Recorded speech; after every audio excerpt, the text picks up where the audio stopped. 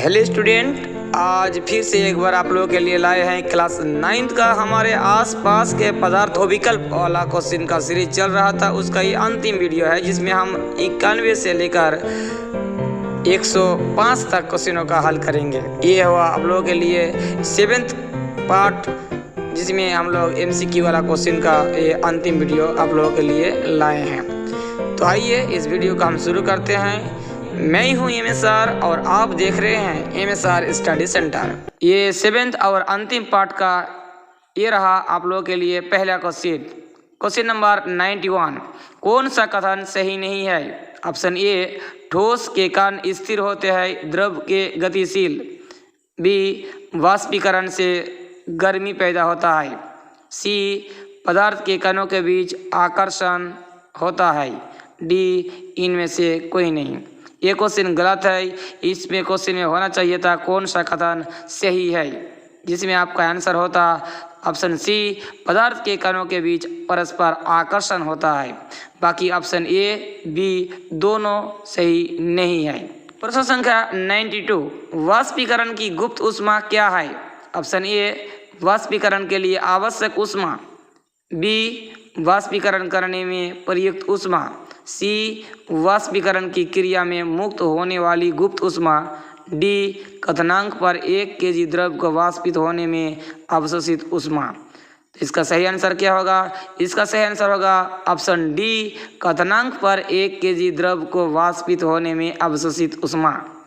प्रश्न संख्या 93, किस पदार्थ की आकृति और आयतन दोनों अनिश्चित होता है?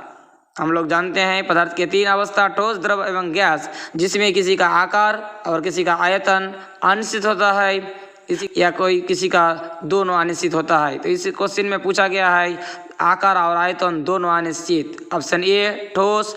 बी, द्रव। सी, गैस। डी, इनमें से कोई नहीं। तो इसका सही आंसर होगा option C, gas. Question number 94, निम्न में पदार्थ को चुने। आपको ये 4 ऑप्शन में पदार्थ कौन है ये चुनना है। हम लोग जानते हैं पदार्थ मतलब जिसका आकार, आयतन होगा, द्रव्यमान होगा, जो कोई स्थान घेरेगा। Option A, Akash. बी, आग। सी, बादल। डी, धूप। तो इसका सही आंसर क्या होगा? इसका सही आंसर होगा सी, बादल, क्योंकि बादल जो है उसका आकार, आयतन हो सकता है और इसका द्रव्यमान होता है। आकाश, आग और धूप, इसका कोई आकार, आयतन या द्रव्यमान नहीं होता है। प्रश्न संख्या 95, निम्न में किस तापक्रम पर जल द्रव अवस्था में रहता है?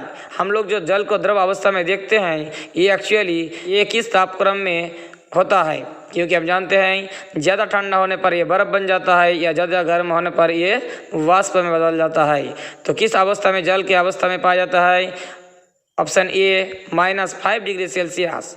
B, 120 degree Celsius. C, 105 degree Celsius. D, 20 degree Celsius. इसका सही आंसर क्या होगा? इसका सही आंसर होगा ऑप्शन डी, 20 डिग्री सेल्सियस। प्रश्न संख्या 96, दाब बढ़ाने पर किसी द्रव का कथनांक, अगर दाब बढ़ाते हैं तो द्रव का कथनांक क्या होगा? ऑप्शन ए, बढ़ जाता है। बी, घट जाता है। सी, अप्रभावित रहता है।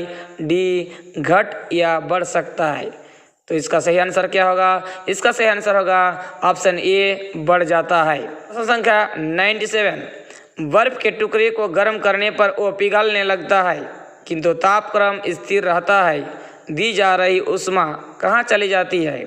ऑप्शन ए, गुप्त ऊष्मा में परिवर्तित हो जाती है। बी, बर्फ के कणों को स्वतंत्र गति के योग्य बनाती है। सी, गर्म की जा रही सामग्री में छुपी रहती है। डी, उपयुक्त सभी सही है। इसका सही आंसर क्या होगा? इसका सही आंसर होगा ऑप्शन डी, उपयुक्त सभी सही है, यानी ए, बी, सी तीनों सही है। प्रश्न संख्या 98, बर्फ जल के ऊपर तैरता है क्योंकि ऑप्शन ए, बर्फ के घनत्व जल के घनत्व से कम होता है। बी, बर्फ का घनत्व जल के घनत्व से अधिक होता है। सी, बर्फ का घनत्व जल के घनत्व के बराबर होता है। डी, उपयुक्त में से कोई नहीं। मतलब बर्फ जो तैरता है जल के ऊपर, इसका क्या कारण है? इसका सही आंसर क्या होगा? इसका सही आंसर होगा ऑप्शन ए, बर्फ का घनत्व जल के घनत्व से कम होता है। प्रश्न संख्या 99 वायु है। वायु क्या है? ऑप्शन ए ठोस, बी द्रव, सी गैस, डी प्लाज्मा। तो इसका सही आंसर क्या होगा? Option C gas. प्रश्न संख्या 100 धातु की बाल्टी है। धातु के द्वारा बना जो बाल्टी है वो क्या है? ऑप्शन ए द्रव, बी ठोस, सी गैस, डी बीईसी। इसका सही आंसर क्या होगा? इसका सही आंसर होगा ऑप्शन बी ठोस, क्योंकि धातु की बाल्टी जो होता है इसका द्रव्यमान होता है, इसका आकार और आयतन दोनों निश्चित रहता है। प्रश्न संख्या 101 दूध है। दूध क्या है? ऑप्शन ए द्रव, बी ठोस, सी गैस, डी इनमें से कोई नहीं।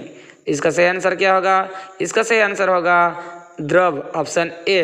प्रश्न संख्या 102 स्पंज है।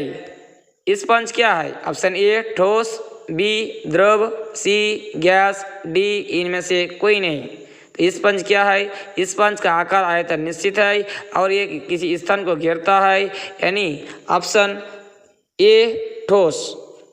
प्रश्न संख्या 103 गैस के कणों के बीच आकर्षण बल होता है।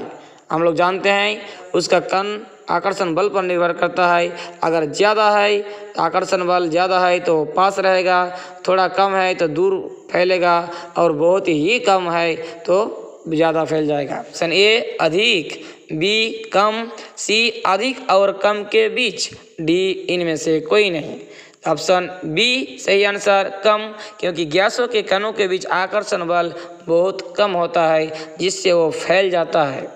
प्रश्न संख्या 104 गैसों की संपीड़ितता होती है। गैसों में जो संपीड़ितता होती है वो कैसा होता है? ऑप्शन ए अधिक, बी कम, सी अधिक और कम के बीच, डी इनमें से कोई नहीं। तो इसका आंसर क्या होगा? सही आंसर होगा ऑप्शन ए अधिक, क्योंकि गैसों के कणों के बीच आकर्षण बल कम है, अभी हमें पता है, इसलिए इसका संपीड़ितता फैलने की क्षमता बहुत अधिक होता है। प्रश्न संख्या 105 इस वीडियो का अंतिम प्रश्न और इस चैप्टर का अंतिम प्रश्न के साथ ही हम लोगों का बहुविकल्प वाला क्वेश्चन का अंत हो जाएगा। 20 डिग्री सेल्सियस का मान केल्विन स्केल में क्या होगा?